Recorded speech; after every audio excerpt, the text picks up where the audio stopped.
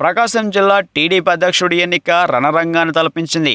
MLA Gottipati Ravikumar, MLC Karanam Balaram బాహాబాయికి దిగడంతో ఒంగోలులో తీవ్ర ఉద్రిక్తత పరిస్థితులు తలెత్తాయి.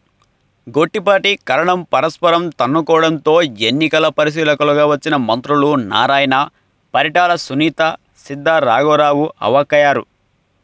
కరణం వర్గీయులు గొట్టిపాటి చొక్కా పట్టుకొని లాగడంతో గొడవ ప్రారంభమైంది. తన చొక్కా చించడంతో గొట్టిపాటి ఎదురు తిరిగాడు. దీంతో కరణం స్వయంగా రంగంలోకి దిగారు. పరస్పరం చొక్కాలు పట్టుకొని తలబడ్డారు. ఈ క్రమంలో గొట్టిపాటి రవికుమార్ కింద పడ్డాడు.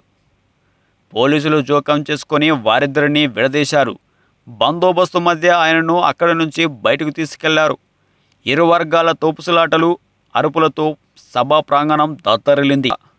బల్లికురువ మండలం వేమవరంలో ఈ నెల 19వ తేదీ రాత్రి జరిగిన జంట హత్యలకు గొట్టిపాటి, కరణం వర్గాలు ఆధిపత్య పోరు కారణమన్న ఆరోపణలు వచ్చాయి. ఈ నేపథ్యంలో గొట్టిపాటి, కరణం పరస్పరం బాహాబాయికి దిగడం అధికార టీడీపీలో తీవ్ర కలకలం రేపింది. మరోవైపు గొట్టిపాటి రవికుమార్ సాయంత్రం సీఎం చంద్రబాబును కలిసేందుకు అపాయింట్మెంట్ తీసుకున్నాడట.